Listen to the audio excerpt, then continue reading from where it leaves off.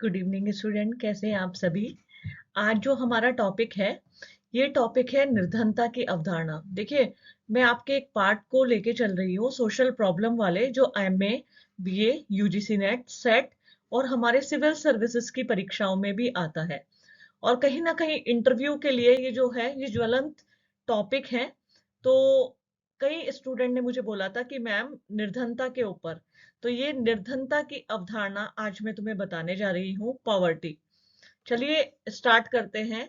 निर्धनता की अवधारणा। स्टूडेंट देखिए, अगर हम बात करें निर्धनता की, तो निर्धनता ऐसा माना जाता है सभी समाजों की एक सार्वभौमिक समस्या है। कोई भी देश, कोई भी राज्य, कोई भी समाज ऐसा नहीं है जहां निर्धन लोग निवास ना करते हों। हाँ, निर्धनता की डेफिनेशन, जो परिभाषा है, उसको अलग अलग तरीके से, या निर्धनता के प्रकार को अलग अलग तरीके से परिभाषित किया गया है। उसके प्रकार भी अलग अलग है। भारत के संदर्भ में एक स्टेटमेंट अक्सर हम सुनने में आती है, भारत एक अमीर देश है जहां निर्धन लोग निवास करते हैं।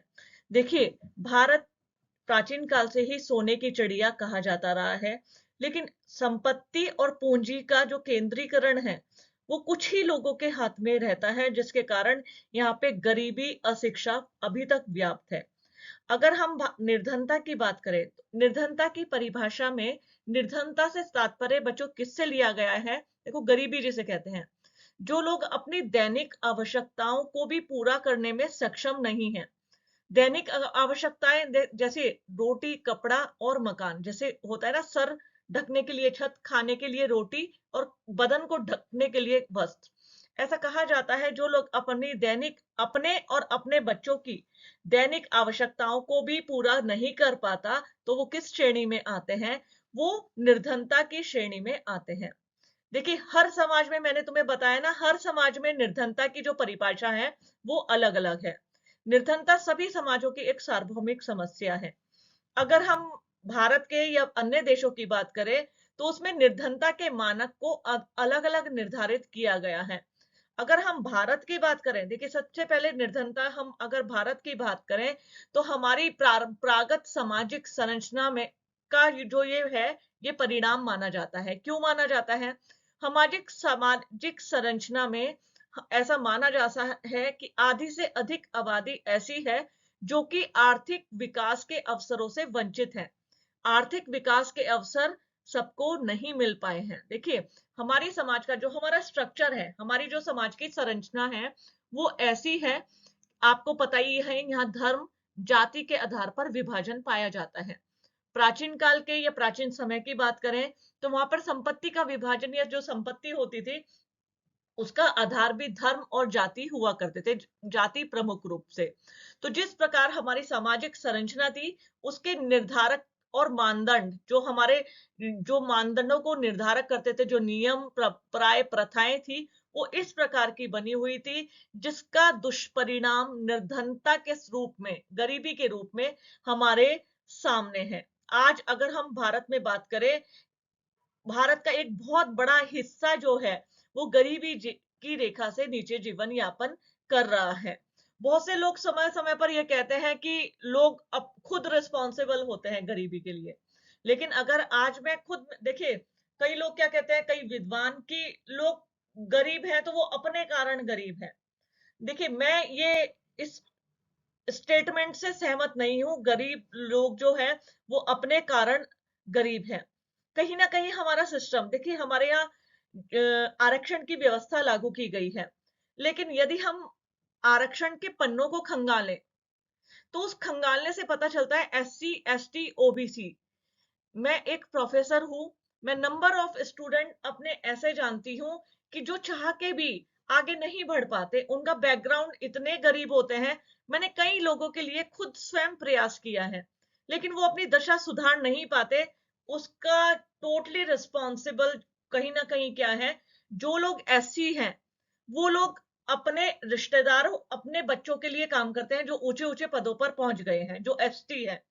मैं तो ये कहती हूँ, जिनको एक बार आरक्षण मिल गया है नौकरी में या किसी पढ़ाई में, उन्हें दोबारा आरक्षण नहीं देना चाहिए। आरक्षण का आधार देखो, सरकार ने ये बहुत अच्छा किया, क्रीमी लेयर बनाया है, लेकिन इसके बावजूद भी इतना एनफ नहीं है। आरक्षण एक बार जिस परिवार को सरकारी नौकरी में मिल गया उसे दोबारा आरक्षण नहीं देना चाहिए, बल्कि उसका मौका दूसरे परिवार को देना चाहिए जहां कोई भी व्यक्ति सरकारी नौकरी में नहीं है। मैं तो ये मानती हूँ गरीबी के लिए व्यक्ति खुद जिम्मेदार नहीं है।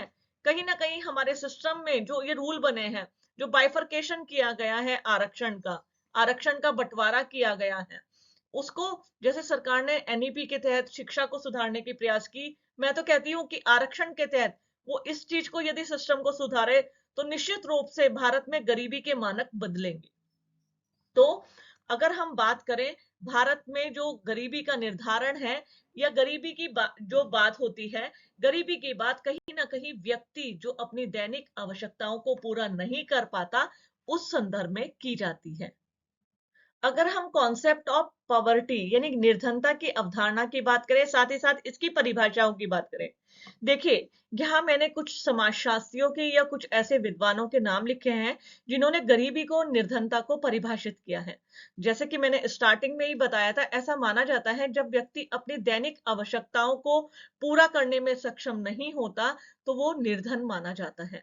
देखिए, लेकिन निर्धनता की कोई एक सर्वमान्य परिभाषा अभी तक नहीं है। विभिन्न प्रकार के महत्वपूर्ण मानदंडों को ध्यान में रखते हुए विभिन्न समाजशास्त्रियों ने गरीबी को परिभाषित किया है। देखिए, जैसे सबसे पहले अगर हम बात करें, गिलिन तथा गिलिन ने, यहाँ आप अगर देख सकते हैं, यहाँ गिलिन तथा गिलिन ने गरीबी को परिभाषित किया है।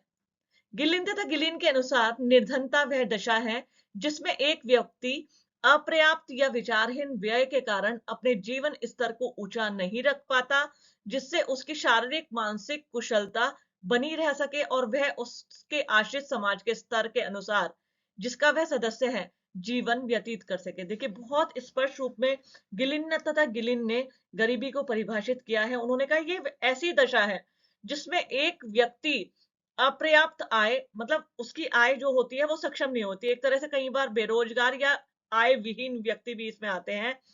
अपर्याप्त आय के कारण या विचारहीन व्यय, किन्हीं लोगों के पास आय तो आती है लेकिन जब वो व्यय करते हैं तो उनका व्यय आय से ज्यादा होता है, तो जिसके कारण उनके पास क्या होता है, कर्जा हो जाता है।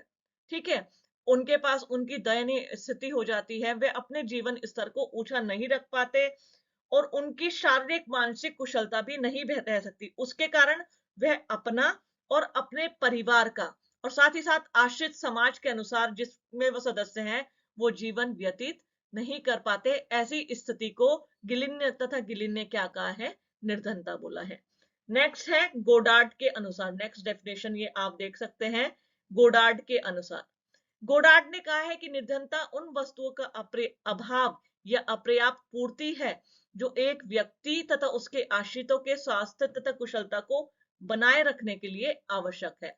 देखिए, गोडार्ड ने क्या कहा है, स्पष्ट लिखा है उन्होंने, उन वस्तुओं का अभाव मतलब जब व्यक्ति के पास भोजन नहीं होता, वो साधन विहीन होता है, उन वस्तुओं का अभाव या अपर्याप्त पूर्ति है जो व्यक्ति उसके आश्रितों के स्वास्थ्य व कुशलता को बनाए रखने के लिए आवश्यक होती है।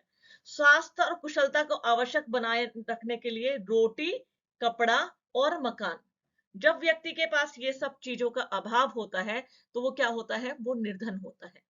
नेक्स्ट डेफिनेशन देखिए, वीवर के अनुसार, डब्ल्यू वीवर के अनुसार आपने निर्धनता को परिभाषित करते हुए लिखा है कि निर्धनता को रहन सहन की एक ऐसी दशा के रूप में परिभाषित किया जा सकता है जिसमें स्वास्थ्य और शारीरिक कुशलता का अभाव होता है। देखिए, उन्होंने क्या कहा है वीवर ने, कि वो एक ऐसी दिशा होती है जिसमें व्यक्ति स्वास्थ्य और शारीरिक कुशलता, मतलब जब व्यक्ति, देखो, जब व्यक्ति के पास भोजन नहीं होगा तो वो खा नहीं पाएगा तो उसे तरह तरह की बीमारियां होंगी, वो स्वस्थ नहीं रह पाएगा, उसका शरीर कुशल नहीं रह पाएगा। तो ऐसे में क्या होता है, जिसमें स्वास्थ्य और शारीरिक कुशलता का अभाव होता है और वो अपने इलाज भी करा पाने में सक्षम नहीं होता, ऐसी दशा को वीवर ने क्या कहा है, निर्धनता कहा है। देखिए, ऐसे ही बनरबास करके थे, आपने निर्धनता को परिभाषित करते हुए लिखा है कि निर्धनता का अर्थ को व्यापक आधार पर स्पष्ट करते हुए आपने बताया है कि आर्थिक अभाव की स्थिति मात्र नहीं है, उसके सामाजिक तथा आर्थिक वचन, डेप्रीवेशन, उन्होंने बोला है कि निर्धन ऐसी स्थिति है जिसमें सिर्फ आर्थिक अभाव नहीं, मतलब सिर्फ धन और संपत्ति का अभाव नहीं होता है, कई बार उसके पास सामाजिक सामाजिक तथा एक तरह से उसका रोटी कपड़ा और वो अपनी जो जिम्मेदारियां होती हैं उसको पूरा करने से वंचित रह जाता है। ऐसी स्थिति को बनरवास ने क्या बोला है? निर्धनता बोला है। अब चलते हैं हम निर्धनता के प्रकार की ओर। स्टूडेंट, यदि हम निर्धनता के प्रकार की बात करें, टाइप ऑफ पॉवर्टी की बात करें, तो पॉवर्टी को दो प्रकार में बांटा गया है, निर्धनता को दो भागों में बांटा गया है, निरपेक्ष निर्धनता और सापेक्ष निर्धनता। निरपेक्ष निर्धनता मतलब एब्सोल्यूट पॉवर्टी। देखिए, निरपेक्ष निर्धनता वह है जहां व्यक्ति अपनी आधारभूत जरूरतों को, जिसमें रोटी कपड़ा और मकान को पूरा करने में सक्षम नहीं होता, ऐसी निर्धनता को क्या कहा जाता है? निरपेक्ष निर्धनता। इसके अंतर्गत एक निश्चित मापदंड तय किया जाता है और मापदंड के नीचे के स्तर के लोगों को ऐसे मतलब मापदंड तय किए जाते हैं। वो मैं अभी बताती हूँ तुम्हें। लकड़वाला समिति है, सुरेश तेंदुलकर समिति है, जो मैंने दे रखा है इसमें। देखिए, इसमें क्या होता है, जो व्यक्ति निर्धारित मानदंडों के नीचे के स्तर के लोगों को इसमें निर्धन मान जाता है। निर्धनता को तय किया जाता है। निर्धनता की मापन की विधि को देखो, नेट का बहुत इंपॉर्टेंट क्वेश्चन, हेड काउंट विधि भी कहा जाता है। कई बार कहा जाता है हेड काउंट विधि किसे कहा जाता है? तो वो निरपेक्ष निर्धनता यानी एब्सोल्यूट पॉवर्टी को हेड काउंट विधि भी कहा जाता है। भारत में ये निरपेक्ष निर्धनता को तय करने की दो विधियां हैं। कैलोरी अंतर्ग्रहण, यहां देखिए ऊपर की साइड कैलोरी अंतर्ग्रहण, यहाँ पे मैंने इसको लिखा है, ये कैलोरी अंतर्ग्रहण और न्यूनतम, देखो ये कैलोरी अंतर्ग्रहण और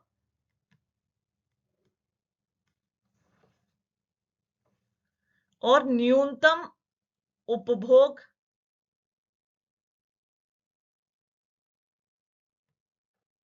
पॉइंटर में देखिए, यहां पर मैंने लिखा है कैलोरी अंतर्ग्रहण। कैलोरी का मतलब लकड़वाला समिति थी, उन्होंने कहा था कि एक व्यक्ति यदि निश्चित कैलोरी से कम कैलोरी प्रतिदिन ले पाता है आहार में, मतलब आहार मतलब खाने में, तो वो क्या है? वो गरीब है। तो उन्होंने कैलोरी की क्या मापदंड बनाए थे कि गांव में 2400 कैलोरी, गांव में क्या होता है, गांव में जो व्यक्ति 2400 कैलोरी से कम ले पाता है वो निर्धन है, और शहर में 2100 कैलोरी। अगर कोई व्यक्ति गांव में 2400 कैलोरी से कम कैलोरी का भोजन करता है तो वो गरीब है। ऐसे ही शहरों में जो 2100 कैलोरी से कम का भोजन करता है उसको आपने गरीब माना है। तो ये क्या है? ये इस विधि को कहा जाता है बच्चों, क्या कहा जाता है? कैलोरी अंतर्ग्रहण विधि, जो कि लकड़वाला समिति ने इसको निर्धारित किया था भारत के संदर्भ में। ठीक है, और ये लकड़वाला समिति का वो ईयर भी याद कर लो, 1989।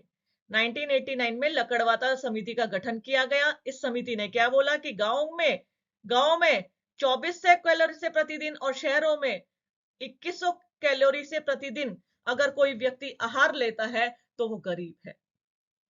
दूसरा दूसरा देखिए, न्यूनतम उपभोग व्यय। न्यूनतम उपभोग व्यय कहते हैं एक व्यक्ति कहते हैं ना, प्रतिदिन जो न्यूनतम व्यय करता है, मतलब जो प्रतिदिन कम से कम व्यय करता है उसको आधार माना गया है। तो उन्होंने कहा एक व्यक्ति न्यूनतम व्यय की जरूरत के आधार पर निर्धनता रेखा का निर्धारण करता है। अगर मैं तुमसे बात करूं तो सुरेश तेंदुलकर समिति है, आपने न्यूनतम व्यय वाले सिद्धांत को दिया। वर्ष 2003 में आपने नए सिरे से निर्धनता को मापदंड लेकर आए। आपने क्या कहा था कि व्यक्ति मतलब न्यूनतम उपभोग की टोकरी बनाई थी, उसमें उन्होंने कुछ उत्पादों को रखा था, जैसे अनाज, सब्जियां, दूध, तेल, चीनी आदि। वो एक तरह से छह चीजों को उन्होंने रखा था कि जो व्यक्ति अनाज, दालें, सब्जियां, दूध, तेल, चीनी ये भी अपने प्रतिदिन में खर्च नहीं कर पाता, एक तरह से इन्होंने बताया था 27 रुपए और 36 रुपए कि एक व्यक्ति इससे यदि व्यय नहीं कर पाता या इससे कम व्यय करता है तो वो व्यक्ति क्या है? निर्धन है। उन्होंने इसको निर्धनता की श्रेणी में शामिल किया था। तो ये है निरपेक्ष निर्धनता के दो प्रकार, कैलोरी अंतर्ग्रहण विधि और न्यूनतम उपभोग व्यय विधि। स्टूडेंट, हमने निरपेक्ष निर्धनता पढ़ा था, दूसरी है सापेक्ष निर्धनता, यानी रिलेटिव पॉवर्टी इसको बोला जाता है, सापेक्ष निर्धनता। देखिए, सापेक्ष निर्धनता किसे कहते हैं? ये भारत के स्तर पे नहीं, सापेक्ष निर्धनता का आकलन एक राष्ट्र का अन्य राष्ट्रों के साथ आकलन करने से है। अगर मैं भारत के संदर्भ में निर्धनता की बात कर लूं ना, कि भारत और अमेरिका में जो व्यक्ति निर्धन माने जाते हैं ना, वो भारत में लखपति और करोड़पति की श्रेणी में आते हैं, क्योंकि हर देश में निर्धनता के आकलन को अलग अलग रखा गया है। अगर आप फॉरेन कंट्रीज में आप चतुर्थ श्रेणी के कर्मचारी को देखेंगे तो वो सब फोर व्हीलर से चलते हैं, उनके पास अपने घर हैं। और यदि भारत में चतुर्थ श्रेणी के कर्मचारी को देखें तो उनके पास ना तो अपने फोर व्हीलर तो छोड़िए, अपना कोई साधन नहीं है, अपना घर नहीं है, अभाव में जिंदगी व्यतीत करते हैं। तो ऐसे में इसके मानक अलग अलग होते हैं। सापेक्ष निर्धनता कहते हैं जब निर्धनता का आकलन एक राष्ट्र का अन्य राष्ट्र के साथ करते हैं, और संयुक्त राष्ट्र के अनुसार यदि कोई व्यक्ति, संयुक्त राष्ट्र संघ ने, यदि कोई व्यक्ति प्रतिदिन 1.9 ये डॉलर से कम पर अपना जीवन यापन करता है, ये डॉलर है बच्चों, से जीवन यापन करता है, तो वो गरीबी रेखा से नीचे माना जाएगा। इसी आधार पर संयुक्त राष्ट्र प्रति वर्ष राष्ट्रों की निर्धनता सूची भी प्रकाशित करता है। देखो, संयुक्त राष्ट्र क्या करता है? प्रति वर्ष निर्धन राष्ट्रों की सूची जारी करता है, जिसमें वो बताता है कौन सा राष्ट्र कितनी श्रेणी में आता है। इसी प्रकार बच्चों,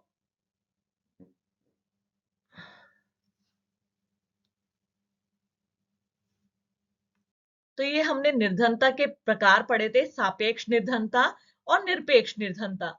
मैंने तुम्हें बताया था कि जो निर्धनता का आकलन संयुक्त राष्ट्र करता है, अभी मैं एक बात ध्यान आ रही थी मुझे, 2023 में यूएनडीपी के सहयोग से एक निर्धनता का आकलन किया गया। उन्होंने क्या बोला, जैसे विश्व की जो 6.1 अरब जो जनसंख्या है, उनमें से 1.1 अरब लोग जो हैं वो बहुत गरीब हैं। उन्होंने क्या बोला कि विश्व के हर 6 लोगों में से 5 लोग अत्यंत बहुत गरीब की श्रेणी में आते हैं।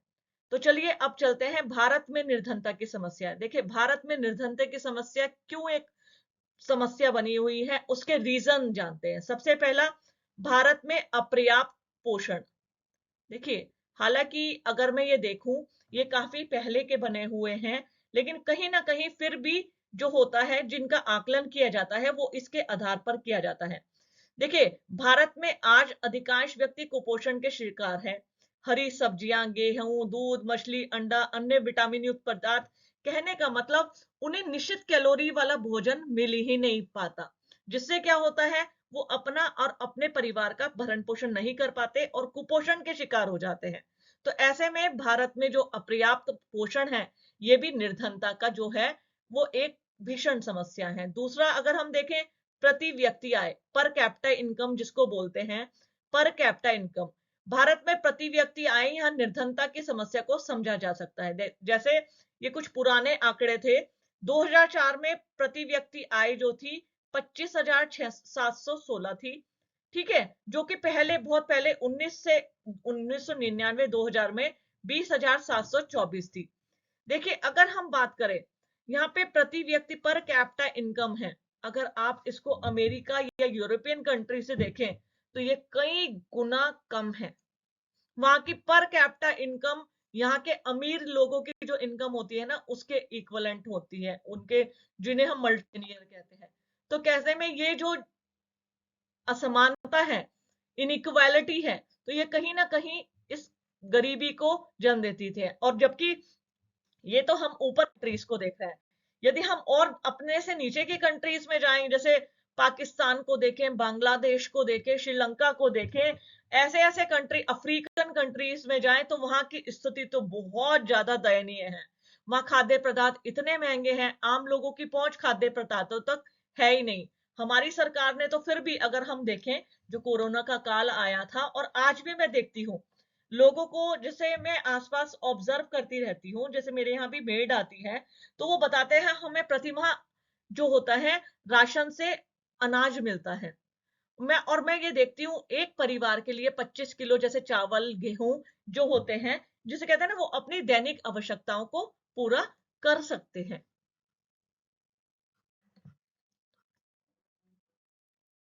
देखिए नेक्स्ट क्या है, तेजी से बढ़ती हुई जनसंख्या। आपको तो पता है यह है, भारत की जनसंख्या इतनी तेजी से बढ़ गई है, कहाँ तो दूसरे पायदान पे थी, कहाँ इस ये चीन को पछाड़ती जा रही है। तो भारत की बढ़ती जनसंख्या भी यहाँ पे गरीबी का प्रमुख कारण माना जाता है। क्योंकि जिस हिसाब से अगर हम मॉल्थस का जनसंख्या का सिद्धांत देखें, मॉल्थस का जनसंख्या का सिद्धांत आज की तारीख में रिलेवेंट नजर आ रहा है। क्यों नजर आ रहा है? जनसंख्या बढ़ती जा रही है, खाद्य पदार्थ उस हिसाब से बढ़ नहीं रहे हैं। तो जो तेजी से बढ़ती जनसंख्या है, वो भी यहाँ की निर्धनता का प्रमुख कारण है। क्योंकि विकास के क्षेत्र में जो हम सफलता हासिल करते जा रहे हैं, प्रगति के पथ पर कितने आगे बढ़ते जा रहे हैं, लेकिन बढ़ती जनसंख्या ने उस लक्ष्यों तक पहुंचने में हमें पीछे की ओर खींच रही है। ठीक है, तो ये तेजी से बढ़ती जनसंख्या भी यहाँ की प्रमुख समस्या है। नेक्स्ट अगर देखें, प्राकृतिक शक्तियों का अपर्याप्त उपयोग। देखिए भारत को बहुत रिच माना जाता है, रिच माना जाता है संसाधनों के लिए। आज कौन सी चीजें हैं, कौन सी खदान, कौन सी उपज ऐसी है जो भारत में नहीं होती है, लेकिन उसके बावजूद भी भारत का जो निर्धनता सूचकांक है, वो काफी, भारत उसके पायदान में काफी नीचे में आता है। प्रति व्यक्ति जो पर कैपिटा इनकम है वो बहुत कम है। उसका प्रमुख जो कारण है वो ये है, यहाँ पे जो हमारी जैसे वनस्पतियां हैं, खनिज हैं, हमारे पास पशु संपत्ति है, इनका समुचित उपयोग नहीं आया है। मतलब एक ऐसी पॉलिसी, इंटीग्रेटेड पॉलिसी चाहिए जो, देखिए आज भारत में समुद्र क्षेत्र है, भारत का जो मैदानी भाग है उसमें इस जिसे कहते हैं ना सोने की तरह फसलें लहलहाती हैं। तो ऐसे में यदि इनका सदुपयोग किया जाए तो भारत कहीं ना कहीं निर्धनता से पार पा सकता है। साथ ही साथ नेक्स्ट पॉइंट देखिए, फिफ्थ पॉइंट की साइड आते हैं हम, आय का असमान वितरण। देखिए आय का असमान वितरण मतलब, यहाँ का आय का जो असमान वितरण है भारत में निर्धनता की स्थिति को जन्म देता है। यहाँ राष्ट्रीय आय का 30% से भी अधिक भाग 1% से भी कम व्यक्तियों के पास है, जबकि 70% व्यक्ति ऐसे हैं जो कठिनता से अपनी अनिवार्य आवश्यकता पूरा कर पाते हैं। यानी भारत की, अगर मैं, ये तो 30 ज्यादा दे रखी है, मेरा तो मानना ये है भारत की लगभग 80% पूंजी जो है मात्र 15 से 20% व्यक्तियों के पास है। मतलब रिचेस्ट, वो जो कहते हैं ना, अमीर तो दिन पर दिन अमीर ही होते जा रहे हैं। लेकिन आज भारत का बहुत बड़ा हिस्सा, यहाँ जो जो 70% दे रखा है, वो ऐसे हैं जो अपनी अनिवार्य आवश्यकताओं को भी पूरा नहीं कर पाते। नेक्स्ट पॉइंट इसमें है बुनियादी सुविधाओं की कमी। देखिए बुनियादी, आज निर्धनता का अर्थ बदलता जा रहा है, सिर्फ रोटी कपड़ा और मकान से नहीं लिया जाता है। सिर्फ आज ये नहीं, हम ये नहीं कह सकते जिसके पास रोटी नहीं है, मैं तो ये कहती हूँ, बहुत से लोग कहते हैं हमारे पास मोबाइल फोन नहीं है, हम तो बहुत गरीब है, हमारे पास मोबाइल फोन नहीं है। ठीक है, हमारे पास तो जैसे कई बार क्या होता है, घर नहीं है, शौचालय नहीं है, वो अपने आप को गरीब मानते हैं। कहने का मतलब जो बुनियादी सुविधाओं की कमी होती है, सिर्फ रोटी कपड़ा से नहीं होता है, बुनियादी सुविधाओं की कमी भी निर्धनता के लिए उत्तरदायी मानी जाती है, और भारत में ये प्रमुख समस्या है। तो बच्चों, ये है निर्धनता की अवधारणा। अपनी नेक्स्ट वीडियो में मैं निर्धनता के कारण, दुष्परिणाम, ये आपको विस्तार से पढ़ाऊंगी।